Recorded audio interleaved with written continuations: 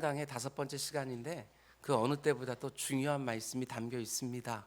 경청해 주시고 꼭 기억해 주시며 그 말씀들을 가지고 내 삶을 한번 돌아볼 수 있는 시간이 되기를 원합니다. 오늘 말씀의 제목은 형벌적 요소 안에도 여전히 담겨 있는 하나님의 은혜, 이런 제목으로 말씀 전하도록 하겠습니다. 형벌적 요소 안에도 여전히 담겨 있는 하나님의 은혜. 죄를 지은 인간에게 하나님의 엄중한 형벌이 내려지지만 그 안에도 여전히 담겨 있는 하나님의 은혜, 진노 중에라도 긍휼을 잊지 않으시는 하나님의 은혜, 이런 제목으로 하나님의 음성을 함께 드리려고 합니다. 여러분, 우리가 지금까지 본 것처럼 아담과 하와가 뱀의 유혹을 받아서 하나님을 향해 죄를 지었습니다. 죄를 짓고 나니까 이 두 사람은 상실감과 수치심, 정죄감과 죄책감을 느끼기 시작하지요. 그래서 그들이 한 일이 무엇입니까? 죄를 짓고 나서 하나님의 형상과 모양으로 지음받은 그 영광을 상실하고 수치심을 느끼기 시작하니까 고작해야 나뭇잎으로 자신의 상실과 수치를 가리려고 하는 것이지요. 그게 가려지겠습니까? 하나님의 형상과 모양이라는 그 엄청난 영광을 잃어버린 상실감과 수치심이 고작 그 나뭇잎으로 가려질 리가 없지요. 나뭇잎으로 자신의 수치를 가리고 하나님의 낯을 피하여 동산 나무 사이에 숨었습니다. 그러나 하나님은 죄를 지은 아담과 하와를 그냥 내버려 두지 않으시고 먼저 찾아가서 부르십니다. 아담아, 네가 어디 있느냐? 어디 있는지 몰라서 그들이 잘 숨어서 어디 있냐고 물으신 게 아닙니다. 아담과 하와를 회개의 자리로 초대해 주신 것이지요. 그런데도 아담과 하와가 어떤 모습을 보입니까? 너무나 어리석게도 회개의 자리로 부르시는 하나님의 초대에 바르게 응답하지를 못하고 자기들이 지은 죄를 축소하는 데만 급급하기 시작합니다. 하나님, 제가 하나님이 하지 말라는 일을 했습니다. 제가 죄를 지었습니다. 정직하게 자신의 죄를 토설하고 하나님의 자비와 긍휼에만 의지해서 용서를 구해야 되는데 자기들이 지은 죄를 축소하려고만 합니다. 내가 벌거벗었으므로 부끄러워서 숨었습니다. 벌거벗어 부끄러운 것이 아니지요. 죄를 지었기 때문에 부끄러운 것이지요. 그래서 하나님이 문제의 핵심을 딱 집어주십니다. 내가 먹지 말라 한 나무의 실과를 네가 먹었느냐? 아담이 대답합니다. 하나님이 내게 주신 아내가 줘서 내가 먹었습니다. 하와가 대답합니다. 하나님이 지으신 뱀이 꿰므로 내가 먹었습니다. 자신이 지은 죄를 정직하게 고백하지 아니하고 아담은 하와를 탓하고 하와는 뱀을 탓한 것입니다. 여러분, 인생의 모든 즐거움의 원인이 되는 죄의 문제는 죄를 축소시키거나 죄 지은 나를 합리화하거나 누구의 탓을 하면 해결될 문제가 아닙니다. 죄의 문제는 하나님 앞에서 정직하게 토설하고 회개하지 않으면 절대로 해결이 안 되는 것이지요. 그런데도 인생들은 너무나 어리석게도 내가 지은 죄를 축소하고 죄를 지은 나를 합리화하고 누구의 탓을 하면서 자기를 보호하려고 하는 것입니다. 그렇지 않습니다. 그것은 문제를 해결하는 것이 아닙니다. 내 마음을 조금 가볍게 할지는 몰라도 내가 지은 죄는 그대로 남아있는 거예요. 내가 지은 죄를 하나님 앞에 가지고 나아가야 됩니다. 그냥 덮어놓고 시간이 흐른다고 그 죄의 문제가 해결되는 것도 아닙니다. 하나님, 제가 그 일을 했습니다. 하나님, 제가 죄인입니다. 나의 죄를 가지고 하나님 앞에 나아가서 정직하게 토설하고 회개함으로 용서를 구해야 되는데 그렇지 않으니까 죄의 문제가 바르게 다루어지지를 않습니다. 여러분과 저 역시 죄를 지은 인생들에게 전형적으로 나타나는 상실과 수치 그리고 정죄감과 죄책감을 늘 느끼며 살아갑니다.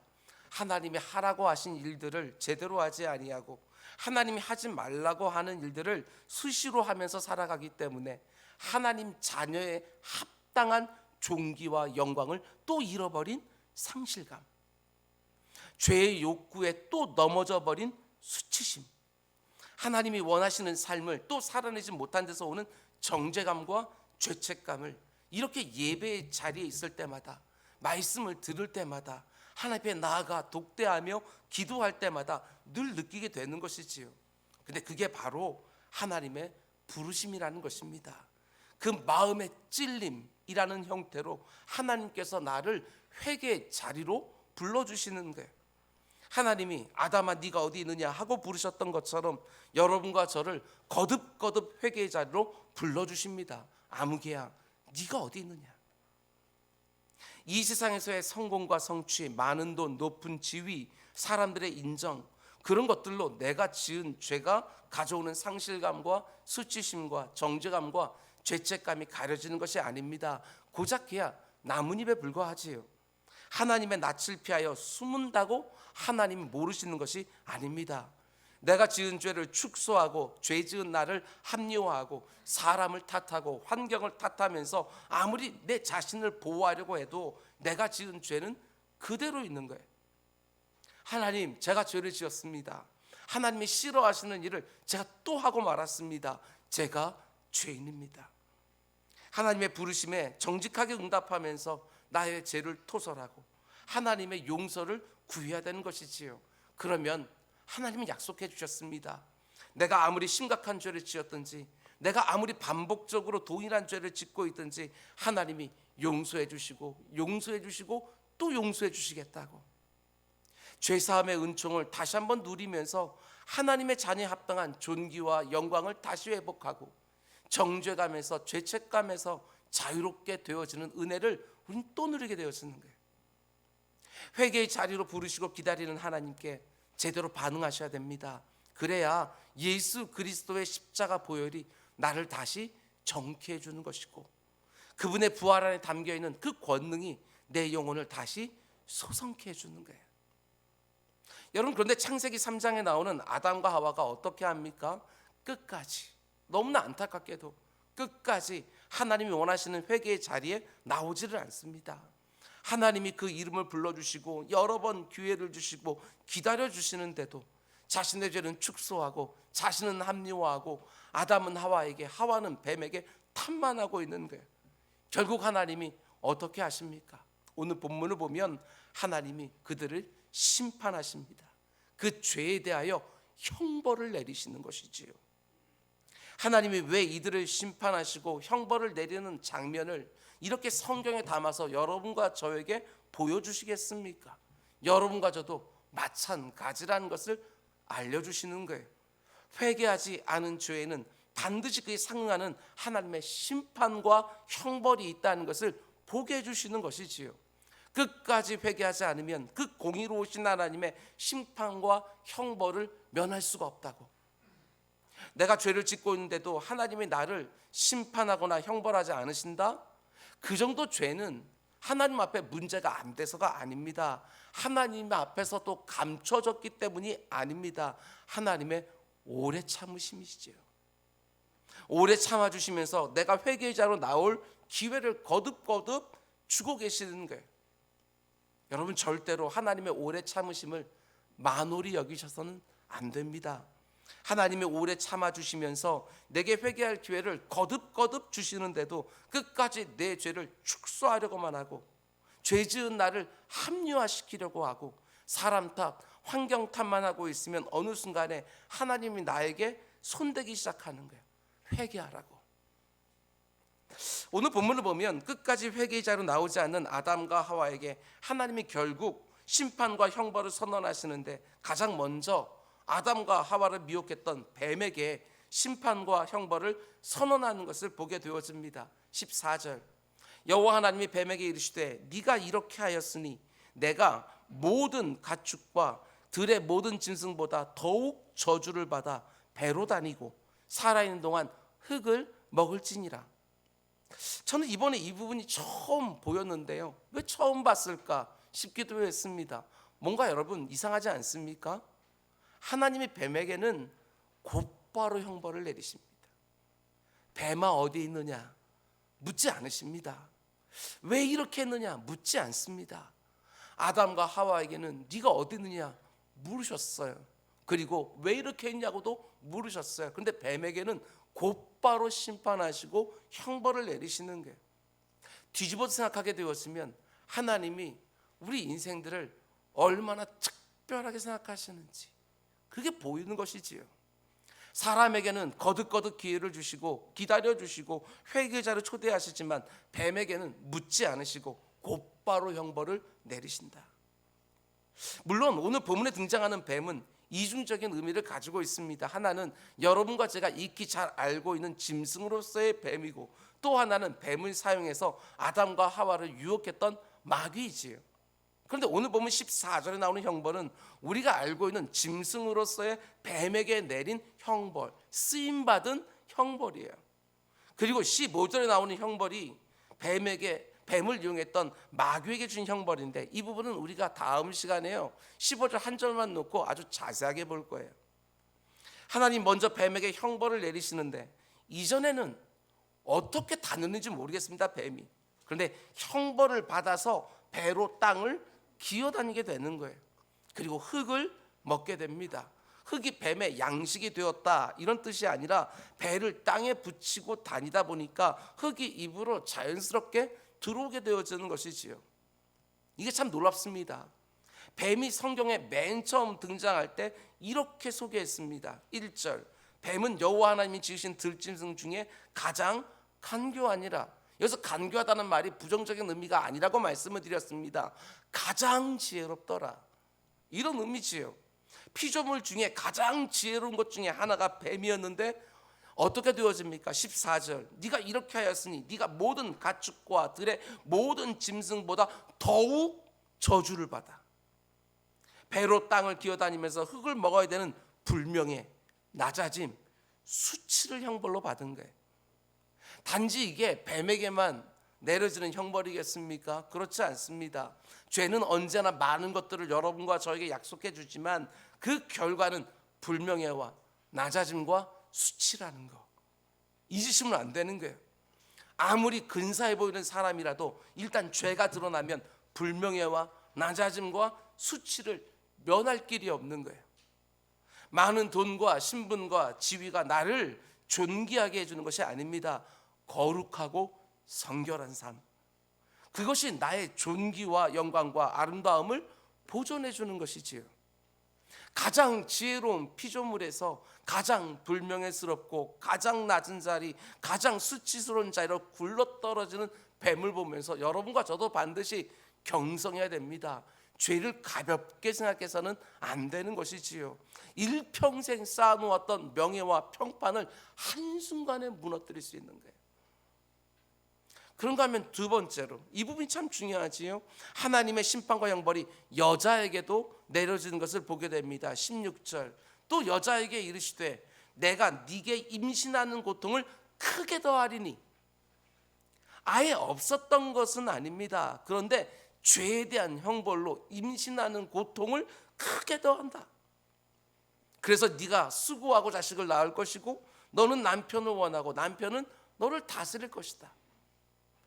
하나님이 아담과 하와를 지으시고 복을 주시면서 앞에서 이렇게 말씀하셨습니다. 창세기 1장 28절 말씀 보면 하나님이 그들에게 복을 주시며 하나님이 그들에게 이르시되 생육하고 번성하여 땅에 충만하라.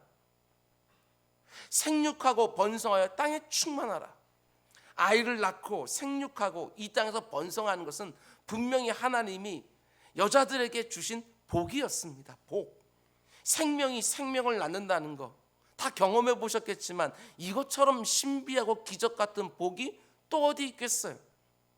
여러분, 그런데 하나님이 주신 그 엄청난 복 안에 형벌의 요소가 들어오는 거예요. 죄로 말미암아.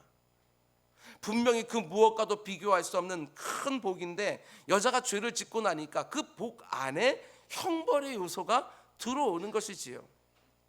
특별히 오늘 우리가 살아가는 이 시대를 보면 출산과 육아를 하나님이 주신 복으로 생각하는 것이 아니라 마치 형벌처럼 생각하는 것이 아닌가, 이런 생각이 들 때가 참 많이 있어요.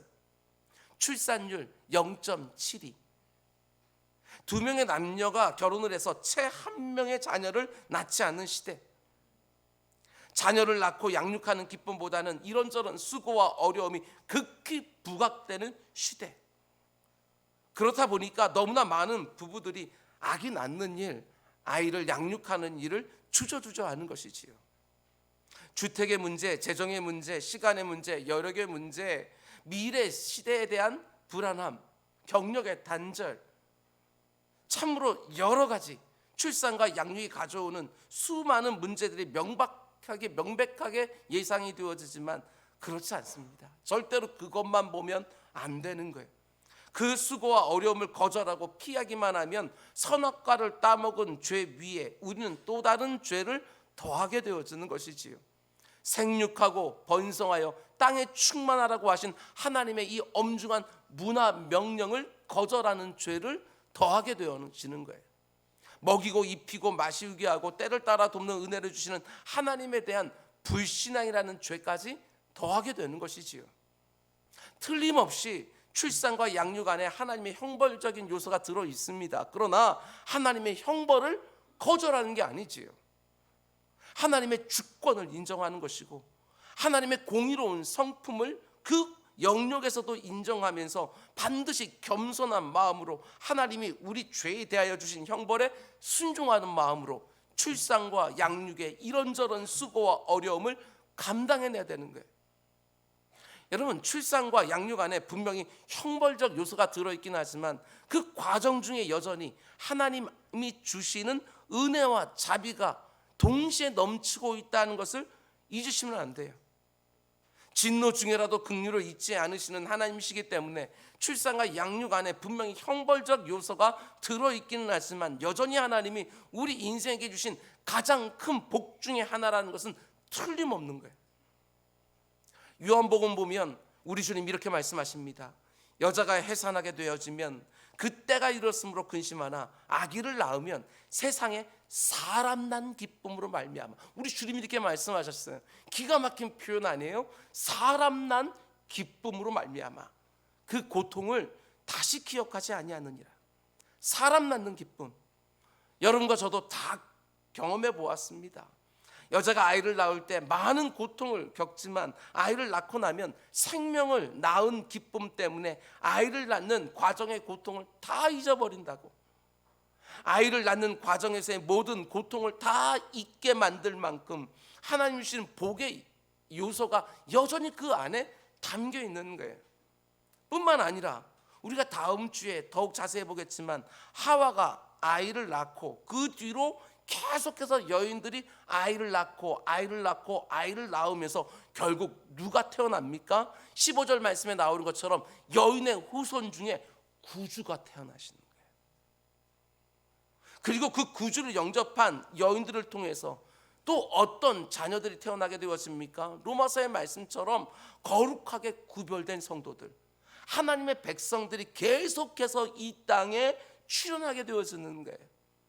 그런 면에서 볼 때 자녀의 출산 안에 분명히 형벌적 요소를 가지고 있는 부분이 있지만 동시에 너무나 복된 약속도 함께 들어있는 것이지요. 하나님의 선물로 자녀를 출산하고 경건한 자녀로 잘 양육하는 것만큼 하나님이 우리에게 주신 중대한 사명이 없다는 것 꼭 기억하시고 잘 감당해 주시기 바랍니다.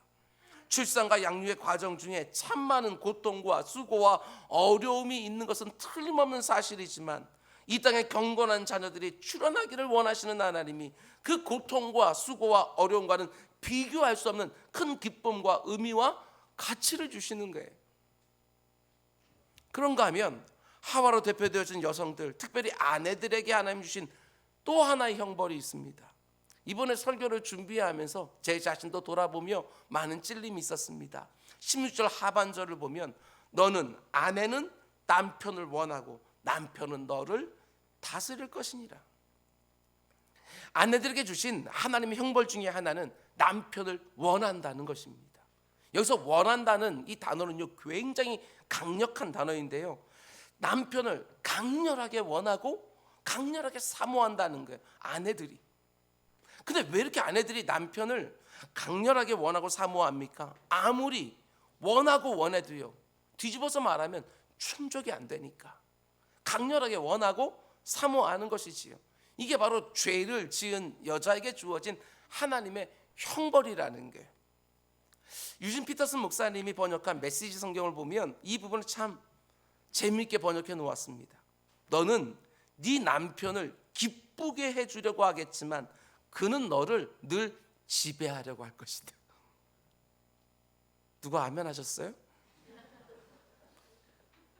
근데 이게 바로 죄를 지은 하와로 대표되어지는 여인들을 향한 하나님의 형벌이라는 거예요. 형벌. 너무나 어리석은 남자를 남편으로 맞아서 한몸됨을 이루어가는 거, 그게 바로 아내에게 주어진 형벌이다. 아내들이 남편들에게 제일 원하는 것 중에 하나가 무엇입니까? 말이 통하는 것이지요. 말이. 그런데 놀랍게도 안 통하는 것이지요. 못 알아들을 단어가 하나도 없어요. 한국말로 하고 흔히 우리가 사용하는 단어들 다 사용하는데도 못 알아듣지요.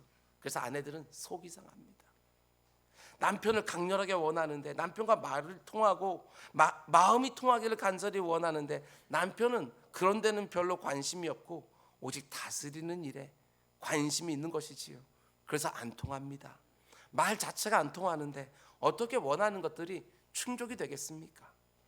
아내들이 또 원하는 게 무엇입니까? 남편을 통해서 바르게 사랑받고 존귀하게 여김을 받고 안전하게 보호되기를 원하는 것이지요. 그걸 강렬하게 원하고 원하는데 도무지 충족이 안 되니까 마음이 다치고 속이 상하는 거예요.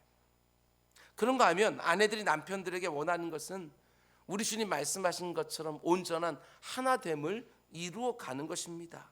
주님 안에서 바르게 교제하면서 둘이 하나가 되는 관계를 늘 원하지요. 여성들은 결혼과 함께 중심 이동이 딱 일어나면서 남편과 하나됨을 이룰 준비를 하게 되어지지만, 남성들은 많은 경우에 하나됨에는 관심이 없고 그냥 하던 일을 계속합니다.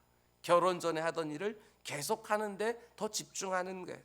그래서 아내들은 남편을 강렬하게 원하지만 충족되지 않는 데서 오는 마음 아픔과 속상함, 외로움과 고통을 느끼게 되어집니다.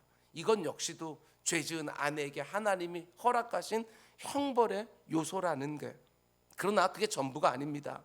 자녀의 출산과 양육 안에 하나님의 형벌적 요소가 들어있긴 하지만 동시에 그 고통과 수고와는 비교할 수 없는 하나님의 엄청난 은혜와 복이 함께 담겨 있는 것처럼, 남편을 강렬하게 원하긴 하지만 충족되지 않는 데서 오는 아픔과 고통이 형벌적 요소로 들어있는 것은 틀림없는 사실이지만, 남편과 함께하는 과정 중에 하나님이 허락하시는 위로와 기쁨이 또 들어있다는 것, 그것도 여러분 놓치면 안 되는 것입니다.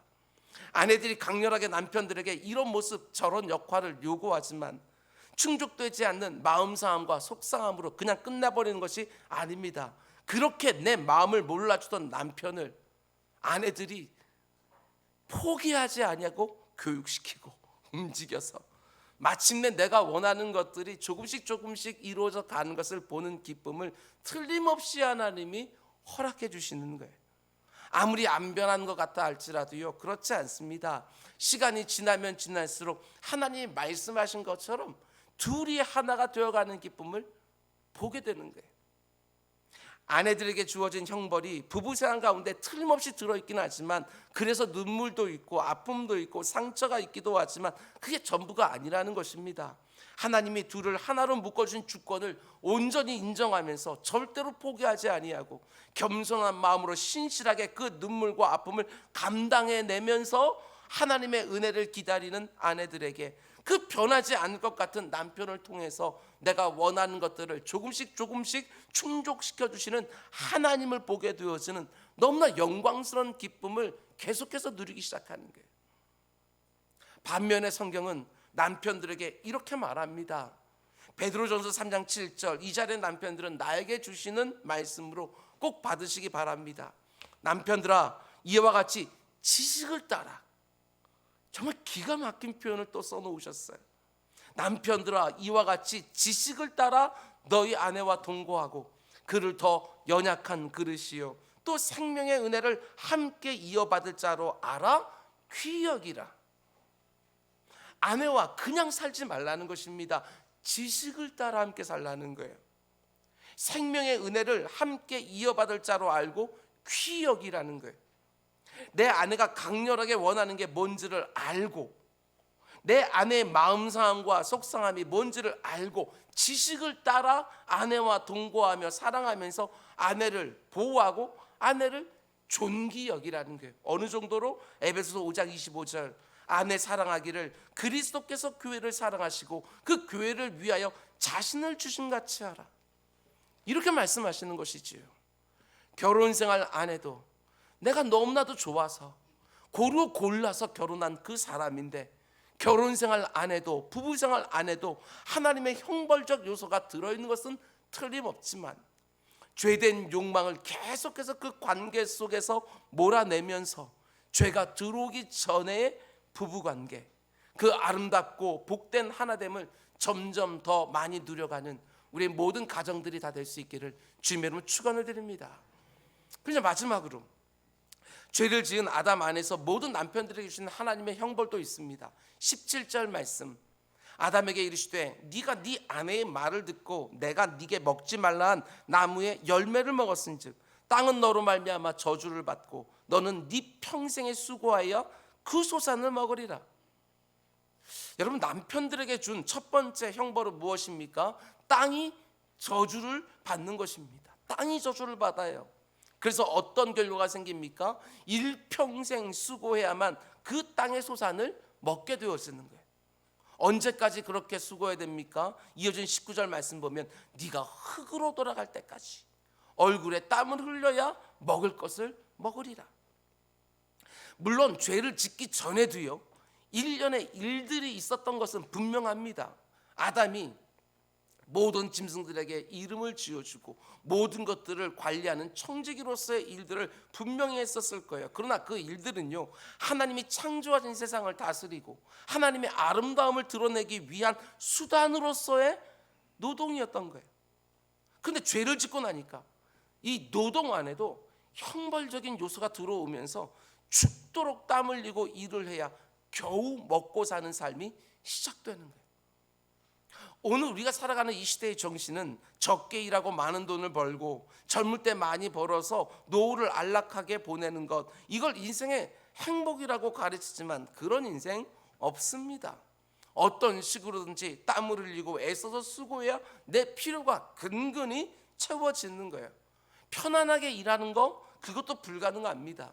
소득이 많고 적은과 상관없이 나름대로 땀을 흘리고 애써 수고해야 그 필요가 채워지는 거예요. 죄에 대한 하나님의 형벌이 일 자체와 일하는 현장마다 다 이미 들어와 있는 거예요. 그런데 땀을 흘려서 애써서 노력하기만 하면 내가 원하는 열매들을 다 얻을 수 있습니까? 그렇지 않습니다. 일한 만큼도 거둘 수가 없습니다. 땅이 저주를 받았기 때문에 아무리 열심히 일을 해도 일한 만큼 거둘 수가 없는 거예요. 18절, 땅이 너에게 가시덤불과 엉겅퀴를 낼 것이라. 가시가 올라오고 엉겅퀴가 나와서 내 일터에 땀 흘린 만큼의 결과를 얻지를 못하는 거예요. 이게 바로 남자들, 남편들에게 주어진 형벌이에요. 여러분, 그러나 아담으로 대표되어지는 남편들에게 주는 형벌도 하와로 대표되어진 아내들에게 주는 형벌도와 똑같습니다. 아무리 힘을 다해서 땀을 흘려 일해도 원하는 만큼 열매를 거두지 못할 때에도 죄를 미워하신 하나님의 공의가 일터에 또 내려진 줄 알고 겸손한 마음으로 그걸 받아내어지는 거예요. 낙심하지 말고. 아무리 내 기대에 모자라는 열매를 거뒀다고 힘들어하는 것만이 아니라 하나님의 은혜로운 공급하심을 온전히 믿고 의지하면서 내가 할 수 있는 도리를 하는 것이지요. 그럼 틀림없습니다. 내가 거둔 열매 많고 적은과 상관없이 노동 자체가 회복되기 시작해요. 일의 가치가 달라집니다. 내가 손으로 하는 노동을 통하여 하나님을 영화롭게 하고 이웃을 섬기는 수단으로 그 일 자체가 점점 회복되기 시작하는 거예요. 먹고 살기 위해서 다른 사람들과 경쟁하며 이전 투구를 하고 단지 돈을 모아서 이 땅에 생존하는 수단으로 전락되어 있던 그 일터가 회복되기 시작하는 거예요. 아내들에게 출산과 양육이 하나님의 은혜 안에서 회복되어지는 것처럼 남편들에게도 일이 회복되기 시작하면서 하나님을 영화롭게 하고 이웃들을 섬기는 너무나 귀한 복의 통로라는 것이 깨달아지고 누려지기 시작하는 거예요. 억만금을 벌어서 내가 많은 돈을 쌓아놓은 다음에 그것으로 하나님을 영화롭게 하고 사람들을 섬기는 게 절대로 아닙니다. 비록 많은 것을 쌓아놓지 못했다 할지라도 일 자체의 의미와 가치가 부여되면서 내 손으로 하는 일이 하나님이 내 인생에 주신 소명이 되기 시작하는 거예요.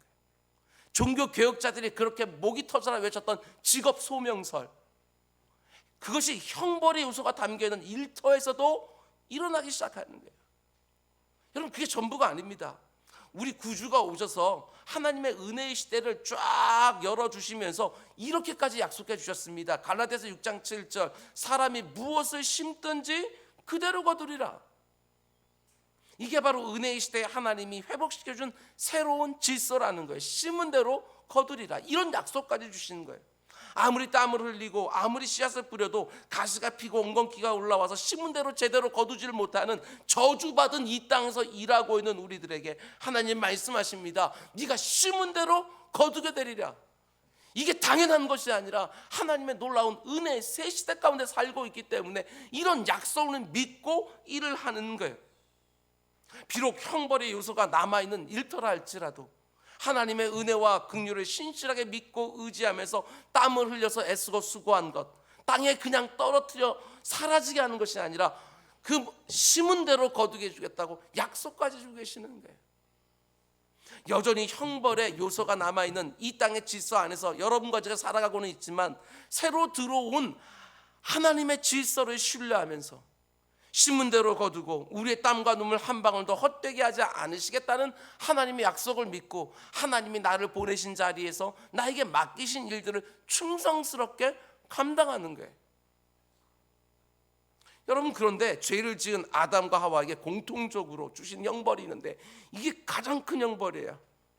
모든 인류의 대표가 되어지는 아담과 하와가 범죄할 때 그 안에 함께 있었던 모든 인류에게 주어진 가장 큰 형벌, 그게 바로 19절 말씀이에요. 네가 흙으로 돌아갈 때까지 얼굴에 땀을 흘려야 먹을 것을 먹으리니 네가 그것에서 취함을 입었습니다. 너는 흙이니 흙으로 돌아갈지니라. 인생의 마지막이 뭐예요? 흙으로 지어졌으니 흙으로 돌아간다. 이 땅을 살아가는 모든 인생들에게 주어진 가장 큰 형벌은 아무리 노력하고 땀 흘려 일한다 할지라도, 아무리 가정을 세운다 할지라도 결국에는 흙으로 돌아간다. 그 마지막이 티끌이고 먼지가 되어지는 거예요. 내가 아무리 많은 것을 손에 쥐고 있다 할지라도 결국은 흙으로 돌아가는 것이고, 모든 사람이 다 부러워할 만큼 많은 돈을 쌓아놓고 내가 원하는 것을 마음껏 하고 내가 원하는 음식 마음껏 먹고 아무리 편안하고 부유하게 살아도 잠시 잠깐의 행복일 수밖에 없습니다. 결국은 흙으로 돌아가는 게, 많은 사람들이 나를 알아주고 인정해 줄 정도로 훌륭하고 탁월한 삶을 살아도요, 그것도 잠깐의 보람에 지나지 않습니다. 결국에는 흙으로 돌아가는 거예요. 흙으로 돌아가는 죽음, 그게 바로 죄를 지은 모든 인생들에게 주신 하나님의 형벌이라는 거예요. 근데 하나님이 또 어떻게 해주십니까? 똑같습니다. 진노 중에라도 긍휼을 잃지 않으셔요. 죽음이라는 형벌 안에도 하나님의 긍휼과 자비가 여전히 들어있는 거예요. 우리 구주가 이 땅에 오셔서 죽음의 형벌 속에서 흙으로 돌아가게 될 그 인생들에게 이렇게 분명하게 약속해 주시는 거예요. 나는 부활이요 생명이니 나를 믿는 자는 영원히 죽지 않을 것이고 무릇 살아서 나를 믿는 자는 영원히 죽지 아니하리라. 이게 얼마나 놀라운 약속이에요. 자녀를 출산하고 양육하는 일, 부부가 함께 살아가는 일, 일터에서 일하는 일, 삶의 모든 구석구석에 형벌의 요소가 다 스며들어 있고 그렇게 애쓰고 수고하며 살아도 결국에는 다 흙으로 돌아갈 수밖에 없는 그 허망하고 비참한 인생들에게 우리 주님 이 땅에 오셔서 이렇게 말씀하시는 거예요. 나는 부활이고 생명이니 나를 믿는 자는 죽어도 살 것이고 살아서 나를 믿는 자는 영원히 죽지 아니하리라.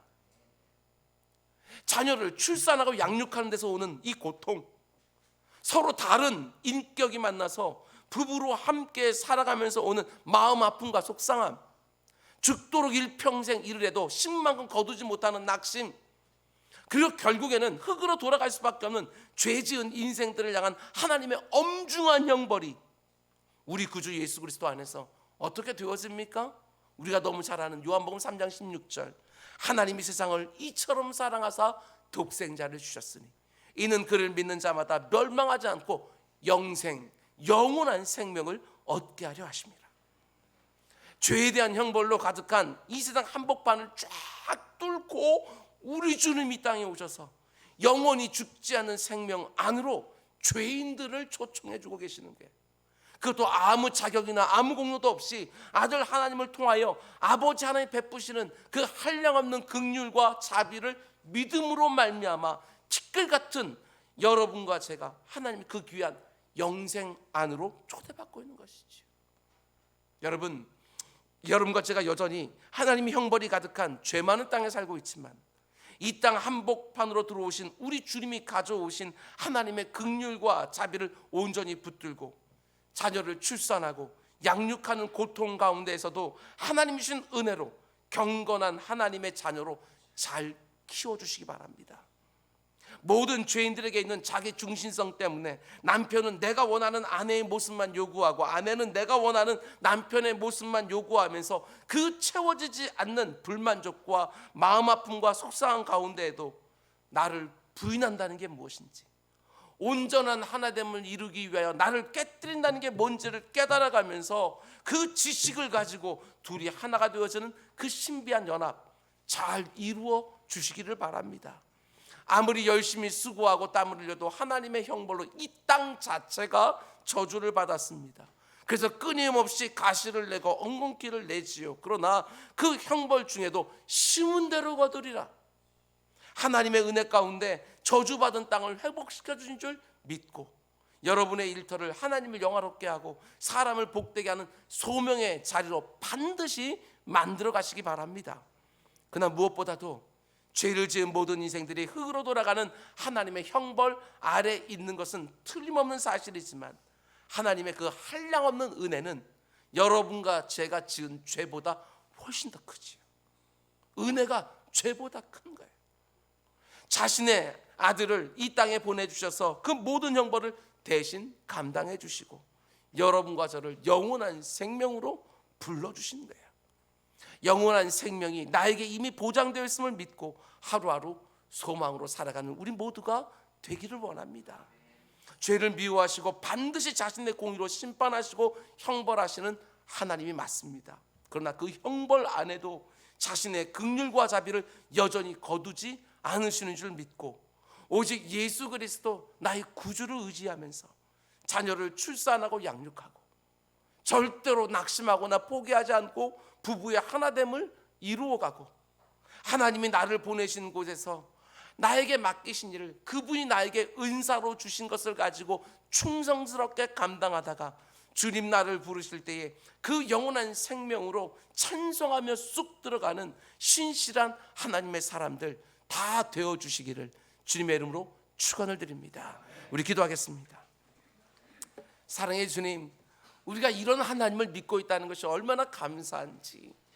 그저 공의롭기만 하신 하나님이 아니라 그 공의 안에도 아버지 하나님 자비와 긍휼을 잊지 않으시는 그 하나님을 믿고 있기에 아버지 하나님 이렇게 죄의 형벌이 내려진 아버지 하나님 이 땅을 살아가면서도 그 가운데 속에 하나님께서 우리를 복되게 하시며 자신이 원하시는 은혜의 자리로 늘 불러주신 줄 믿고 힘있게 그분 기쁘시게 하며 살아가는 우리 모두가 될 수 있도록 주님 인도하여 주시옵소서. 아버지 하나님, 주의 사랑하는 성도들의 가정 가운데 주께서 사랑하시는 이 교회들 가운데 속에 경건한 자녀들이 계속해서 출생하게 하여 주시고 계속해서 잘 양육되게 해주셔서 경건한 자녀들이 이 땅을 하나님 앞에 온전히 치유함으로 올려드리게 되어지는 그 복됨도 다 누릴 수 있도록 주님 인도하여 주시옵소서. 아버지 하나님, 정말 살면 살수록 육체의 아름다움은 점점 사라진다 할지라도 아버지 하나님 영과 영이 더욱더 통하게 되어지는 지식을 따라 서로 하나됨을 이루어가는 부부들 다 될 수 있도록 주님 인도하여 주시고 일터가 회복되어지고 일 자체가 회복되어지면서 생존을 위한 수단으로서 사용되어지는 직업이 아니라 하나님을 영화롭게 하고 이웃들을 복되하게 하는 복의 통로로서 쓰임받는 아버지 우리들의 모든 은사와 직업과 일터가 될 수 있도록 주님 인도하여 주시옵소서. 아버지 하나님, 죽어도 살겠고 무릇 살아서 나를 믿는 자는 영원히 죽지 아니하리라 그 약속 다 붙들고 그 어떤 가운데 속에서도 아버지 하나님 눌리지 않게 해주시고 영원한 소망을 붙들고 하루하루 충성스럽게 살아가는 우리 모두 될 수 있도록 인도하여 주시옵소서. 이 모든 말씀 예수님의 이름으로 기도드렸습니다. 아멘.